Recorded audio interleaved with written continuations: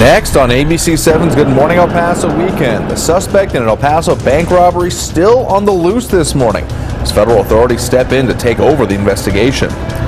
Investigators still searching for an answer after a school shooting just a few hours from here as classes are now set to resume.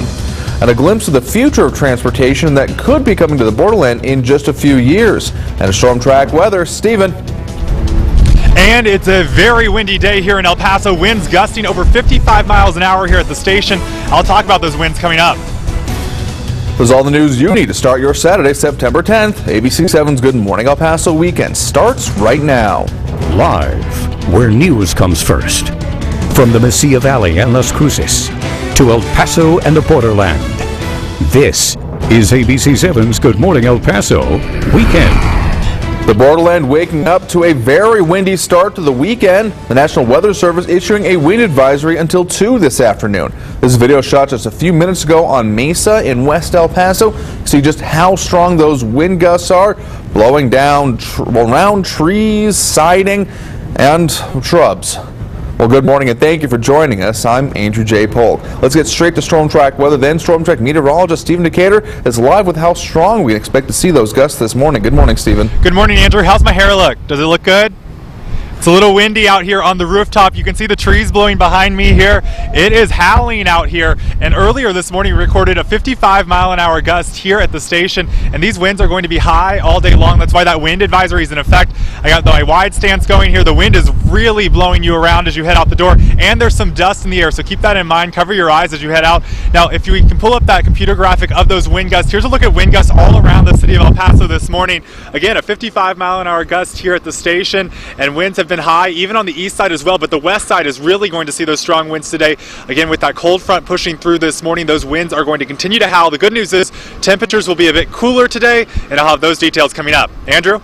All right, thanks, Stephen. Stay safe getting down from up there. In the meantime, though, a bank robbery in West El Paso is now being handled by the FBI, and the suspect is still on the loose. We first brought you this as breaking news on ABC7 at 5 yesterday. Happened around 5 at the United Bank on Mesa Hills. That's near Moorhead Middle School.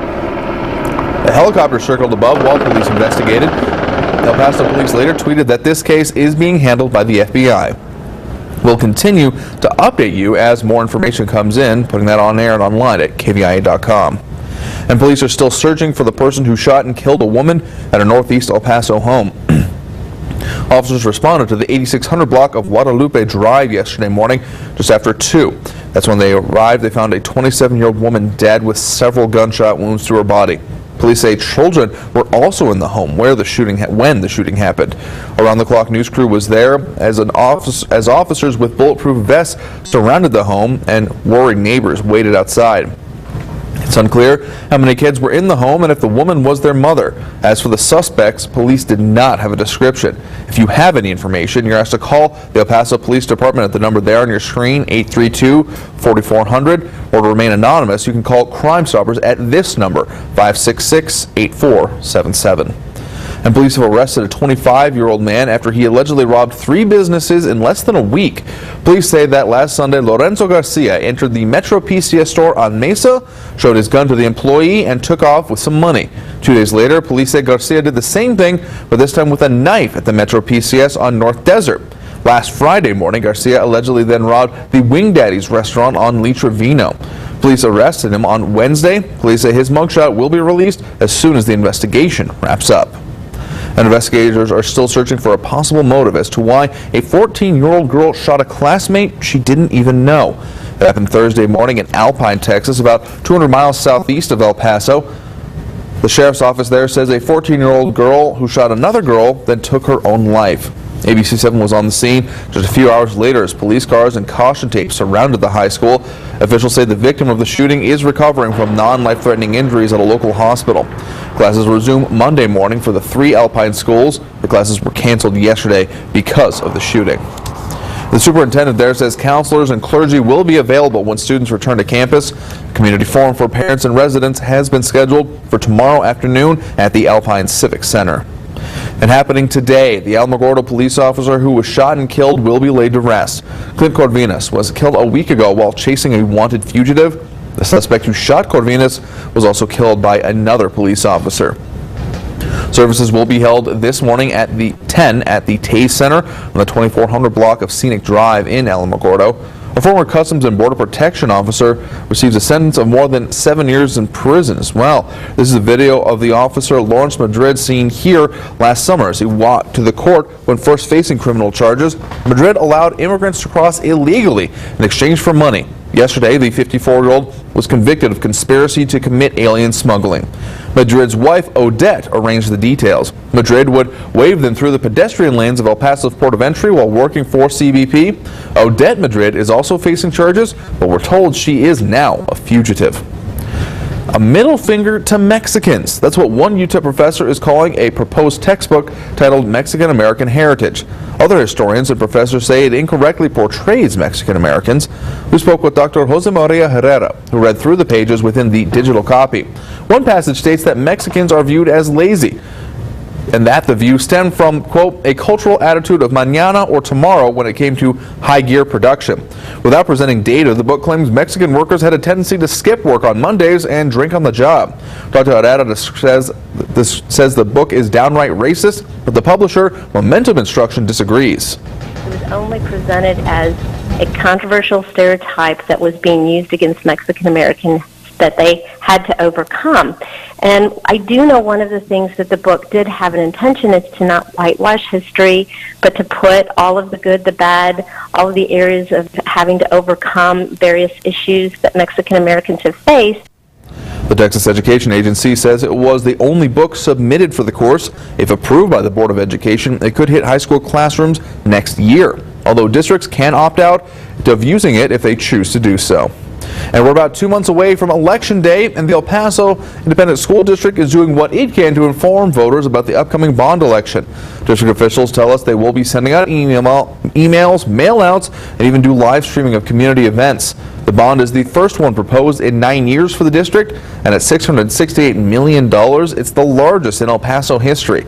That's why they say they're trying their hardest to inform voters any way they can. And we have at this time, more than 60 community meetings scheduled across the district and continue to add to the calendar. And of course, any group that would like for us to come and present to them, we're happy to have them. But we will have, again, we have numerous, including at all of our schools, we'll have presentations. To see a list of future meetings, you can just click on this story under our links mentioned section on KVIA.com.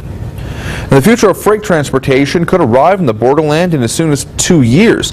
The Texas A&M Transportation Institute says it has developed a freight shuttle system to improve the way the country transports goods. The international system would cost about $250 million and could cut pollution, decrease wait times, and increase security. We have animation that shows how the rail system could carry the truck's trailers across the international border, essentially giving customers their own private lane across the border. We can improve the productivity of trucking companies if they circulate domestically and don't attempt to cross the border and rely on the freight shuttle to express those goods across the border to the other side. Before construction begins, the cross-border project would require a presidential permit to build the transportation system. And of course, tomorrow is the 15th anniversary of a day marked as a tragedy in the United States. Commemoration ceremonies have begun throughout the city as we remember the September 11th attacks.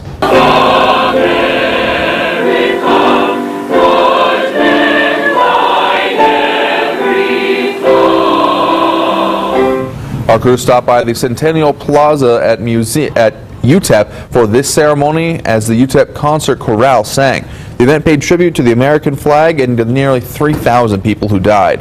The featured speaker was Lieutenant John Schneider. He was an NYPD officer, one of the first responders on that fateful day. And from college students to students who weren't even born, Lundy Elementary School in West El Paso wants the younger generation to learn about the lives lost during the 9/11 terrorist attacks. It's a tragedy the organizers and the Parent-Teacher Association want students to know more about. They, along with local businesses, put together a picnic. Hundreds attended the event that had many activities for the children. And students throughout the Socorro School District also paid tribute to the victims of the attacks. Rallies were held at different schools, and students showed their patriotism by holding flags and singing patriotic songs. We have a slideshow of all the events that went on right now on our website, KVIA.com. The owner of a San Antonio mattress store has closed up shop after making a tasteless ad promoting a 9/11 sale. Store wide sale all day long. The online ad for Miracle Mattresses features a woman screaming as 2 towers of mattresses topple. Almost immediately and very predictably, there was a backlash and outrage over it.